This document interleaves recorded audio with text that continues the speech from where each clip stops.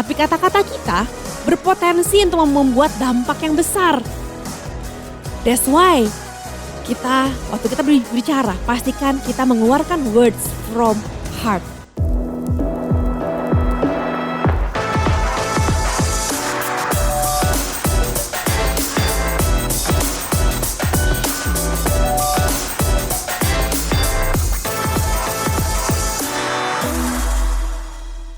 Hai guys, welcome to Radiance.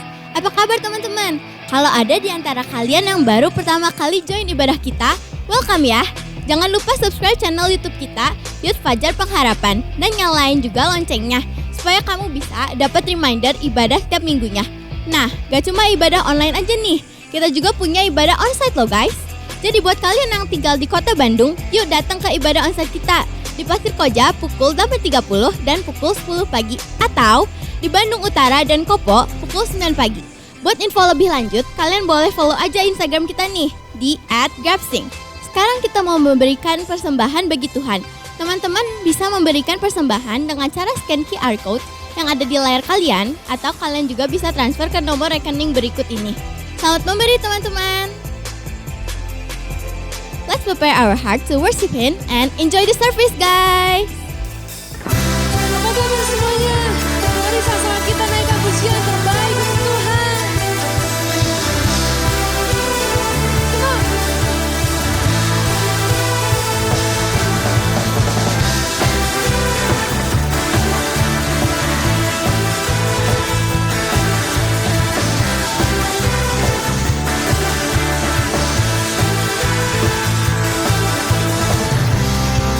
Kisah pewalaan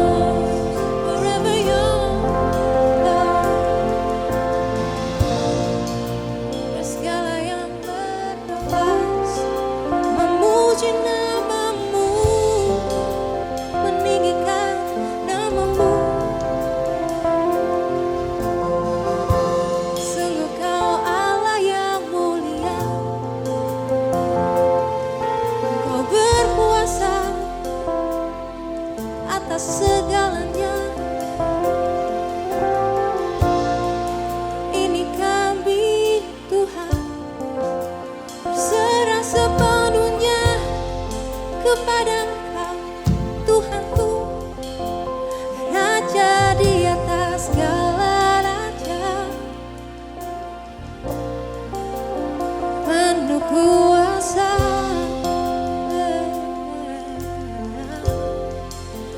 Namamu berkuasa, kami meninggikan namamu. Oh, kami merendahkan hati kami, sujud kami menyembahmu. So here I bow to lift you high, Jesus, be glorified in all things. For all my life I am yours, forever yours. I am yours. I am yours, forever yours.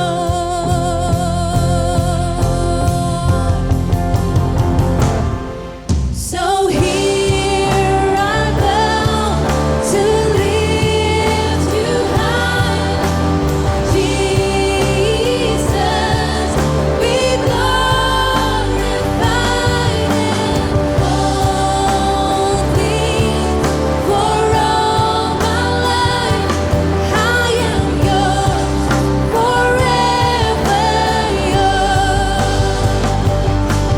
So here I bow to lift you high, Jesus, be glorified in all things.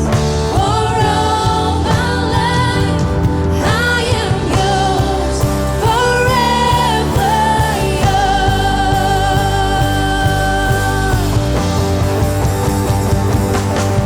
God, here and now, be lifted high.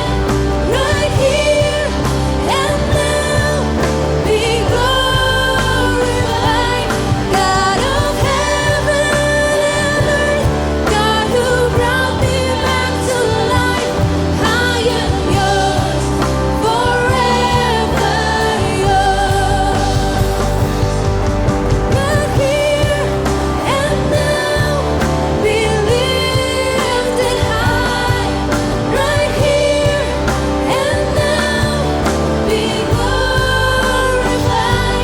God of heaven and earth, God who brought me back to life, I am yours, forever yours.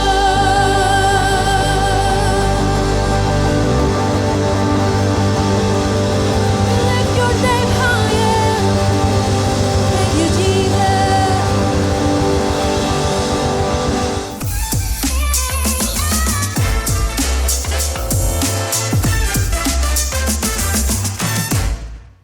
Hello students, I'm so glad to see you guys again this weekend. Gimana kabar kalian semua? Ada yang lagi banyak tugas mungkin di sini, ada yang sedang memasuki masa-masa untuk persiapan ujian. Dan mungkin buat teman-teman yang kelas 12, siapa aja nih yang kelas 12 di sini atau kelas 9 ya. Ada yang sedang mempersiapkan berkas-berkas untuk mendaftar ke SMA idaman dan juga mempersiapkan diri untuk mendaftar ke perkuliahan yang sudah didoakan dari sejak lama. Saya berdoa supaya kalian masuk ke tempat yang Tuhan inginkan untuk kalian bertumbuh di tempat itu. So you guys must be really busy ya. Tapi saat ini mari kita mengarahkan hati kita untuk menerima firman yang berkuasa untuk mengajar kita dan juga memberi kekuatan yang baru di tengah masa-masa yang sibuk ini. Let us pray.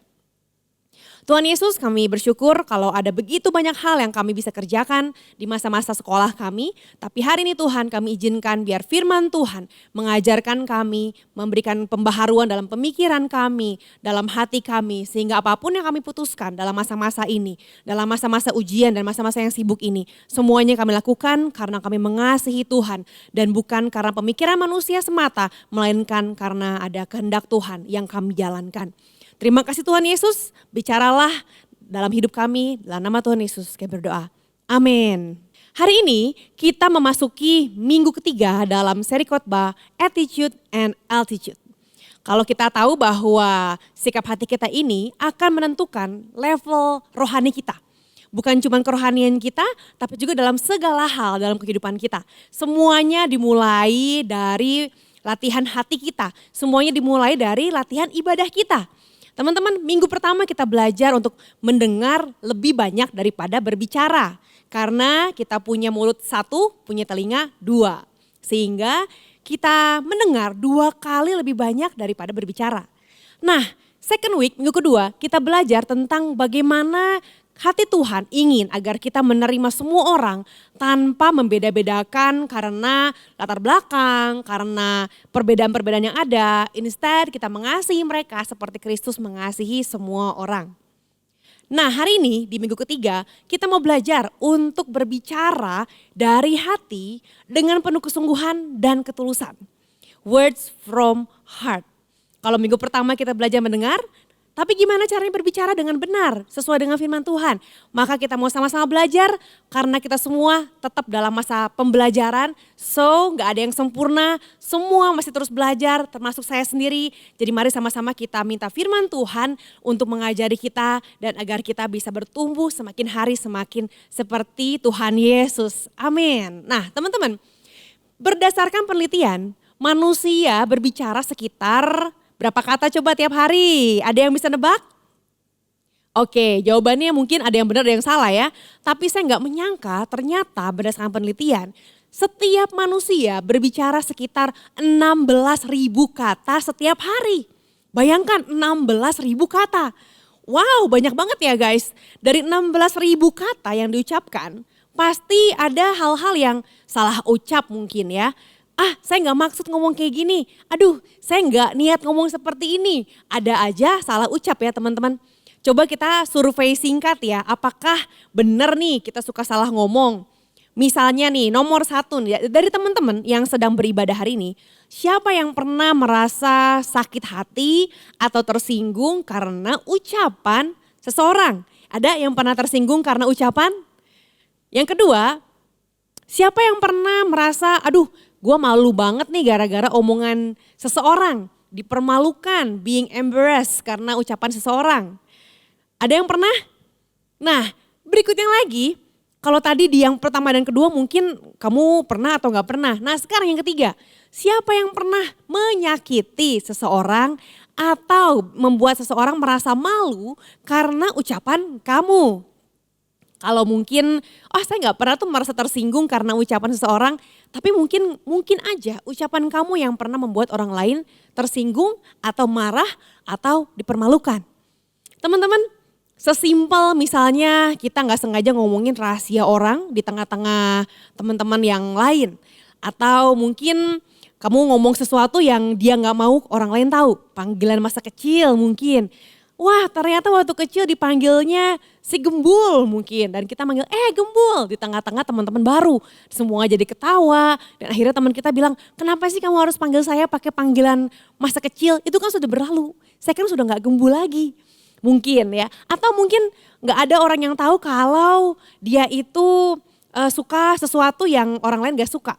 Dan akhirnya yang lain jadi bilang kamu suka ini ya, kamu gak suka ini ya. Teman-teman, kita semua pasti pernah tersakiti dan menyakiti orang lain dengan kata-kata kita. Dan kita kadangkala atau mungkin seringkali menggunakan perkataan kita sebagai senjata untuk menyakiti. Jadi weapon untuk membalas perkataan orang lagi. Hari ini kita akan bahas tentang kata-kata tersebut berdasarkan firman Tuhan. Suatu hari pulang sekolah, saya mengerjakan tugas dan hari itu waktu itu saya kelas 11, saya mengerjakan tugas bahasa Indonesia. Waktu itu komputer hanya ada satu, belum ada laptop, dan komputer ada di ruang tengah, sehingga semua orang bisa ikut memakai komputer tersebut. Hari itu saya sudah mengetik sampai panjang lebar, dan setelah panjang lebar saya ketik, sudah hampir selesai. Satu hal yang saya lupa adalah nge-save. Jangan lupa nge-save ya teman-teman. Tapi hari ini komputer, laptop udah auto save ya, thank God. Jadinya gak usah pusing-pusing. Tanpa sadar, out of nowhere, adik saya mencabut power dari komputer itu. Dia salah cabut, tadinya mau nyabut kabel yang lain. Mungkin kabel PlayStation atau game yang lain.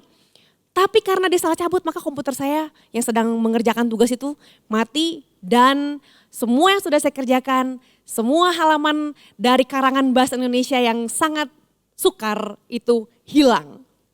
Saya sangat marah, saya langsung mengatakan kata-kata yang pasti menyakitkan karena saya juga tersakiti ya teman-teman. Bayangkan mengarang bahasa Indonesia itu bagi sebagian orang mungkin mudah, tapi bagi saya tidak mudah. Dan berhalaman-halaman itu hilang begitu saja. Saya mengatakan, kamu nih gimana sih gak lihat dulu, kamu gak nanya dulu, gak apa dulu. Dan adik saya pun tidak mau disalahkan, dia bilang, ya kakak gak ngomong kalau lagi bikin tugas. Ya kamu harusnya tahu dong orang depan komputer lagi mengerjakan tugas. Lalu kami berbalas-balasan dengan kata-kata yang tidak ada yang mau salah. Saya gak mau salah, adik saya pun gak mau salah. Akhirnya bukannya bikin tugas ulang yang ada waktu terbuang untuk berdebat dan hati terluka. Akhirnya kita sama-sama menangis, saya kesel menangis, adik saya pun marah-marah. Akhirnya kita diem-dieman sekitar beberapa hari.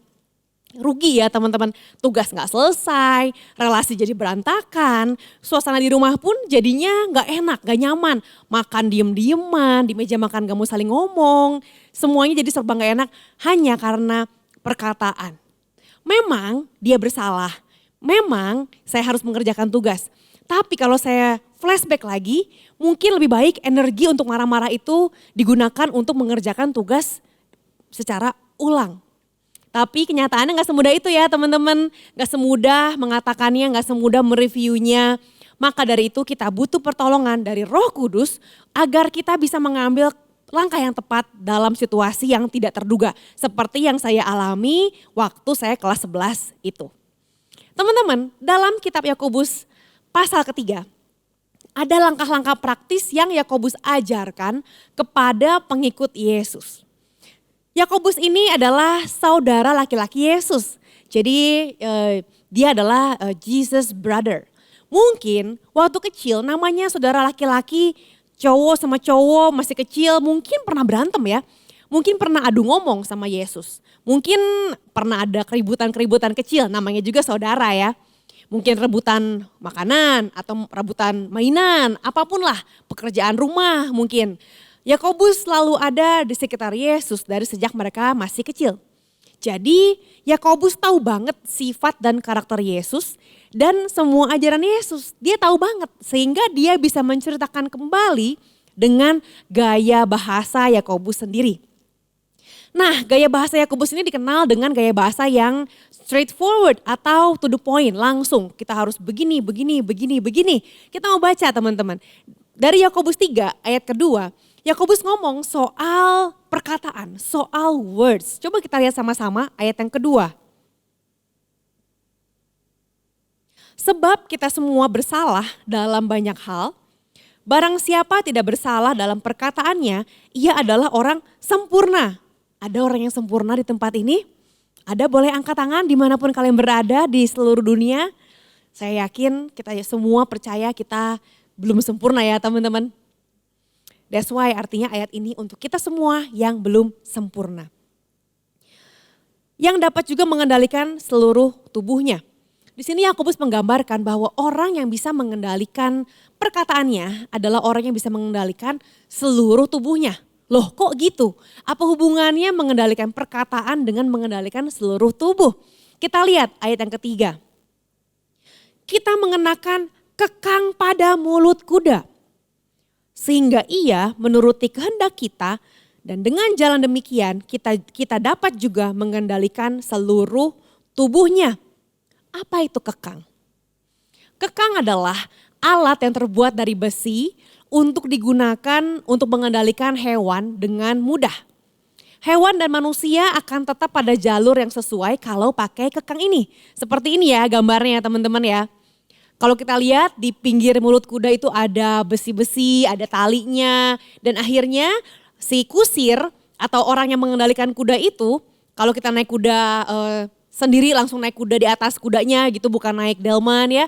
Kita bisa tarik kanan, dia akan belok kanan, tarik kiri, kudanya akan belok ke kiri. Jadi dengan mudah ya, dengan tenaga yang sangat sedikit. Kita nggak perlu mengarahkan badan kudanya ke kanan, mengarahkan badan kudanya ke kiri. Enggak. Jadi kekang itu mengendalikan seluruh tubuh kuda. Dan dikatakan bahwa lidah kita itu seperti kekang itu teman-teman. Kemana lidah kita mengarahkan, kesitulah kehidupan kita akan terarah. Lalu kita lihat ayat yang keempat dikatakan begini. Dan lihat saja kapal-kapal atau boat ya yang ada di laut teman-teman. Walaupun amat besar dan digerakkan oleh angin keras, namun dapat dikendalikan oleh kemudi yang amat kecil menurut kehendak jurumudi. Apa itu kemudi? Yakobus menulis kemudi atau rudder pada kapal seperti ini, ya seperti kapal laut ini teman-teman. Ini adalah sesuatu yang membuat kapal laut yang besar ini terarah ke kiri atau ke kanan. Mungkin kalian gak pernah lihat karena si rudder dalam boat ini, dalam kapal laut ini ada di bawah permukaan laut ya, di bawah air gitu. Tapi mungkin kamu lebih sering melihat rudder atau kemudi pada pesawat terbang, airplane. Kayak gini ya teman-teman, di airplane. Rudder itu ada di ekor pesawat terbang dan ukurannya itu kecil. Jauh lebih kecil daripada ukuran pesawat terbangnya. Mesin sebesar itu dikendalikan oleh kemudi sekecil itu. How come? Rudder atau kemudi kecil tapi bisa mengendalikan kapal dan pesawat yang sangat besar dan memuat banyak orang di dalamnya. Kalau sampai nahkodanya atau kalau sampai pilotnya tidak benar mengarahkannya, maka kita yang naik di atasnya ada dalam bahaya ya teman-teman. So that's how important the rudder is. Sangat penting, kemudi itu sangat penting. Mengarahkan, jangan-jangan dari kalau naik pesawat terbang salah belok jadinya bukan nyampe ke tujuan. Tujuan kita dari Indonesia misalnya mau ke Singapura, malah nyampenya ke mana ya? Ke Zimbabwe mungkin atau ke Afrika. Kok jadinya jauh banget? Hati-hati dengan kemudinya. Lalu ayat yang kelima dikatakan demikian juga lidah. Jadi di sini Yakobus memperbandingkan antara kemudi pesawat, antara kekangnya kuda dibandingkan dengan lidah kita. Dikatakan bahwa walaupun suatu anggota kecil dari tubuh, lidah ini anggota kecil dari tubuh, namun dapat memegahkan perkara-perkara yang besar. Lihatlah betapapun kecilnya api, ia dapat membakar hutan yang besar. Api, lidah-lidah api atau sparks, lidah api itu kalau cuma satu kecil, tapi kalau dia membesar, apinya makin besar, maka sparksnya juga akan semakin besar. Dan kalau salah arah bisa jadi sangat berbahaya. Bisa kebayang teman-teman kalau sparks dari api ini terbawa angin lalu kena ke kayu kering, akhirnya bisa terjadi kebakaran yang besar dan membahayakan banyak nyawa manusia. Begitu juga dengan lidah kita. Kalau sampai lidah kita mengarah ke hal yang salah, itu bisa membahayakan hidup kita dan juga hidup orang-orang di sekitar kita. Ayat ke-6, lidah pun adalah api. Ia merupakan suatu dunia kejahatan dan mengambil tempat di antara anggota-anggota tubuh kita sebagai sesuatu yang dapat menodai seluruh tubuh dan menyalakan roda kehidupan kita. Sedang ia sendiri dinyalakan oleh api neraka. Kok serem banget ya kata-katanya Yakobus ya. Kok kayaknya kata-kata Yakobus udah agak desperate. Kayaknya kata-kata dia menggambarkan bahwa lidah ini jahat banget. Teman-teman, kata-kata yang kita ucapkan mungkin kecil. Mungkin satu kata saja atau satu kalimat saja. Tapi kata-kata kita berpotensi untuk membuat dampak yang besar. That's why waktu kita berbicara, pastikan kita mengeluarkan words from heart. Kata-kata dari hati, bukan kata-kata sembarangan dari emosi. Bukan karena lagi emosi. Kalau kata-kata yang kita ucapkan itu menyakitkan, dampaknya juga akan sangat besar. Ayat yang ke-8 dikatakan, tetapi tidak seorang pun yang berkuasa menjinakkan lidah. Ia adalah sesuatu yang buas, yang tak terkuasai dan penuh racun, yang mematikan. Dengan lidah kita memuji Tuhan Bapa kita, dan dengan lidah kita mengutuk manusia yang diciptakan menurut rupa Allah.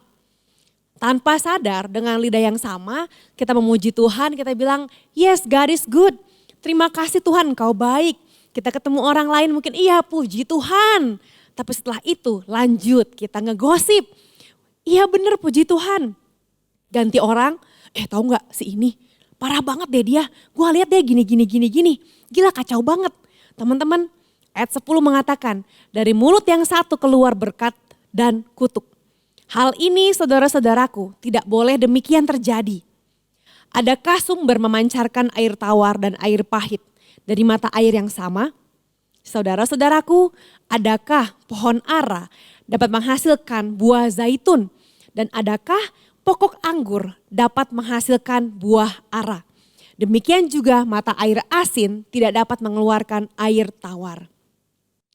Apa yang keluar dari lidah kita teman-teman, itu adalah tanggung jawab kita. Dan gak soal seberapa kamu masih kecil atau seberapa kamu sudah dewasa. Gak peduli umur, yang namanya perkataan itu harus dilatih. Sama seperti kita memasang kekang pada kuda, sama kita memasang kemudi pada pesawat. Kalau gak ada kemudinya, maka akan membahayakan banyak orang. Jangan sampai dari sumber yang sama, dari mulut yang sama terucap puji Tuhan, dan dari mulut yang sama terucap ungkapan-ungkapan yang buruk tentang seseorang, umpatan-umpatan yang buruk tentang orang lain, dan bahkan fitnah yang sebenarnya hal-hal yang belum kita tahu kebenarannya. Karena dibilang sama Yakobus, hal demikian tidaklah boleh terjadi. Firman Tuhan mengatakan gak boleh. Yakobus bilang kalau lidah adalah sesuatu yang uncontrollable. Tidak bisa dikontrol, tidak bisa dikuasai. That's why kenapa harus dilatih. Di satu saat kita bisa memuji menyembah Tuhan dengan lidah kita. Lalu 5 menit kemudian kita mengatakan hal-hal yang negatif tentang kejelekan orang lain. Dan menjatuhkan orang lain juga dengan lidah yang sama. Mungkin itu ya Yakobus lihat di tengah jemaat Tuhan. Dan Yakobus bilang bahwa jangan kayak gitu. Yakobus mengajarkan pada kita semua untuk belajar mengendalikan lidah kita. Kenapa Yakobus bilang buat kita mengendalikan lidah kita? Karena kita diciptakan bukan untuk dikendalikan oleh lidah. Tapi kita diciptakan Tuhan untuk mengendalikan anggota tubuh kita. Ada fakta penting tentang words. Fakta penting yang pertama, our words reflect our hearts. Sekali lagi, our words reflect our heart. Kata-kata kita mencerminkan kondisi hati kita. Kalau kata-kata kita isinya kotor, isinya jahat, menjatuhkan orang, it reflects the condition of our heart. Itu jadi alarm buat kita, kenapa ya kata-kata gue kok kayaknya kurang bagus nih. Bereskan, kalau kita sadar yang keluarnya gak oke, artinya perbendaharanya gak oke. Karena Yakobus mengatakan, gak mungkin mata air asin mengeluarkan air manis. Jesus reminds us to look at what is in our hearts. Because what's in our hearts determines what comes out of our mouth. If we are filled with greed, if we are filled with pride or jealousy, it's not just our words we need to address, it's our hearts. Our words reflects who we are. Kalau keluar kata-kata jealous, iri hati, gak suka sama keberhasilan orang lain, gak suka sama orang yang meraih kesuksesan, atau kita bersuka cita kalau orang lain lagi dalam kondisi yang buruk. Tahu rasa lu, syukurin soalnya dia gini, nah lo. Teman-teman, it reflects who we are, itu menunjukkan siapa kita. Ini bukan kata saya, tapi ini kata firman Tuhan. Kalau ada sesuatu yang salah yang keluar dari mulutmu, bereskan segera. Cek hati dan bilang, Tuhan, hati saya kayaknya not in a good condition. Please heal me, heal my heart. Bersihkan hatiku, buat aku bisa menyenangkan hati Tuhan. Kenapa? Nomor 2, fakta yang kedua. God sees our words that comes from heart. Masalahnya teman-teman, Tuhan melihat hati kita. Jangan sampai kita pikir bahwa Tuhan melihat kata-kata kita. Kita bilang terpujilah Tuhan, Tuhan luar biasa. Kita bilang kata-kata yang rohani, kita melayani, ngelakuin hal yang baik. Tapi hati kita jauh dari Tuhan. Tuhan gak suka dengan kata-kata yang indah, tapi munafik atau hypocrite. No matter how many words we use to pray or worship, God isn't impressed with the holy things we say when we are also using our words to hurt others. Tuhan gak akan mau kalau kita ngomong kata-kata yang kudus, kuduslah Tuhan dan lain sebagainya. Tapi setelah itu kita gunakan kata-kata kita untuk ngejelekin orang lain, untuk menjatuhkan orang lain. Kata-kata kita menunjukkan siapa kita. That's why kita perlu berhati-hati dengan apa yang kita ucapkan dan apa yang ada di dalam hati kita. Teman-teman, kita mau sama-sama lihat ilustrasi yang berikut ini. Hati orang, anggaplah kalau hati orang ini adalah sebuah styrofoam yang putih bersih.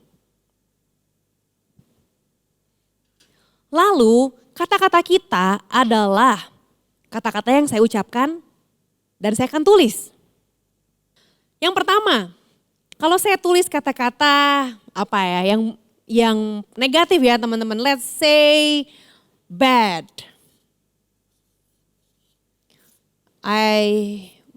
I'm writing bad. Bad. Aduh, kamu parah banget sih. Aduh, kok kayak gini banget.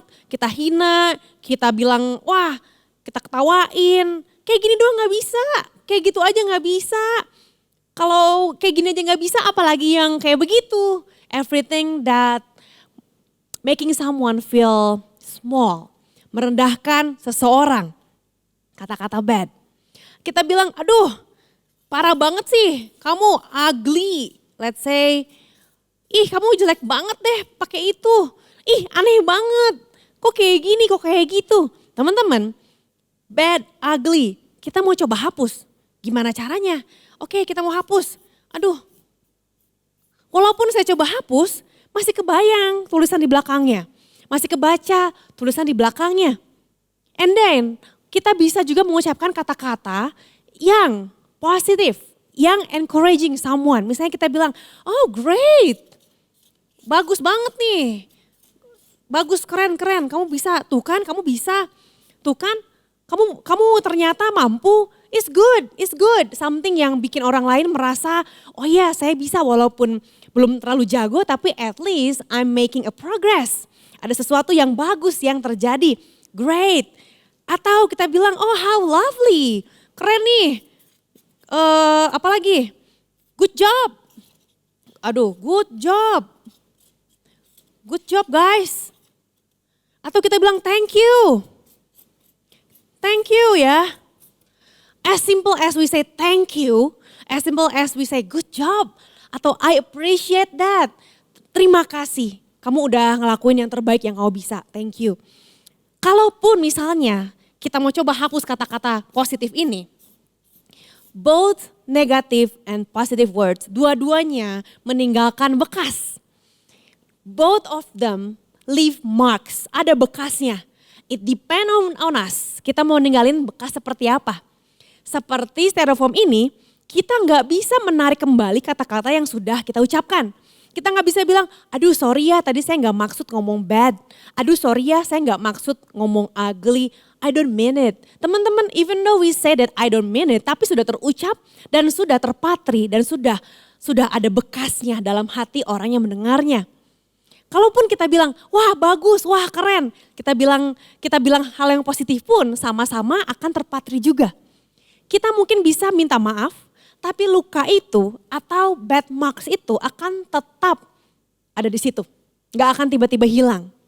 Dan kata-kata encouragement juga yang kita ucapkan pun akan tertoreh juga. Kata-kata yang penuh kasih, kata-kata yang penuh harapan, kata-kata yang penuh penguatan pun akan meninggalkan bekas. Kita yang memilih bekas seperti apa yang mau kita tinggalkan di dalam hati orang-orang yang berinteraksi dengan kita. We choose. Mark seperti apa. Jangan sampai orang kalau ingat kita, ingatnya, oh dia mah yang pernah ngegosipin gue. Oh dia mah yang pernah ngehina gue. Oh dia mah yang pernah memanfaatkan gue. Wah dia pernah jahatin gue. Atau oh dia yang selalu semangatin saya. Oh dia yang selalu ngasih semangat walaupun saya lagi dalam kondisi yang down. Teman-teman, we choose. Kita mau ngucapin hal yang baik atau buruk, kata-kata kita gak bisa dicabut lagi.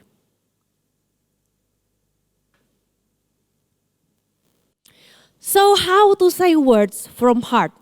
Gimana caranya supaya kita bisa mengeluarkan kata-kata yang tulus dari hati? Yang pertama, spend extra time thinking before you speak. Ambil waktu ekstra untuk mikir sebelum berkata-kata. Waktu saya SMP, SMA, mentor saya selalu bilang, Sheryl coba mikir dulu sebelum bicara. Jangan bicara dulu baru mikir. Karena waktu kamu bicara dulu baru mikir, kata-kata itu udah gak bisa ditarik kembali. Teman-teman, sebelum kamu kirim WA, kirim apalagi, line, text, whatever it is, atau comment, leave a comment di Instagram, di TikTok. Sebelum kamu ngomong apapun, sebelum bercanda, mungkin bercandanya buat kamu lucu, belum tentu buat orang itu lucu. Sebelum kamu ngeluarin jokes, kata-kata yang mungkin buat kamu biasa aja, belum tentu bagi orang itu juga biasa aja. Sebelum semua perkataan itu keluar atau terketik, take time, diem dulu sebentar, lebih lama daripada sebelumnya. Kak saya udah biasa mikir dulu sebelum ngomong, oke, sekarang take more time untuk mikir kira-kira apakah kata-kata itu akan meninggalkan bekas atau marks yang baik atau buruk di hati seseorang. Ini membutuhkan latihan seumur hidup loh teman-teman. Karena umur kita gak menentukan apakah kita akan pasti ngomong dengan meninggalkan leave marks yang baik atau enggak.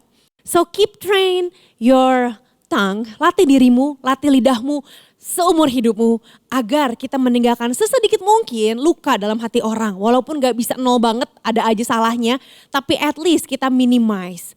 Kita kurang-kurangin dan banyakin kata-kata yang encouraging.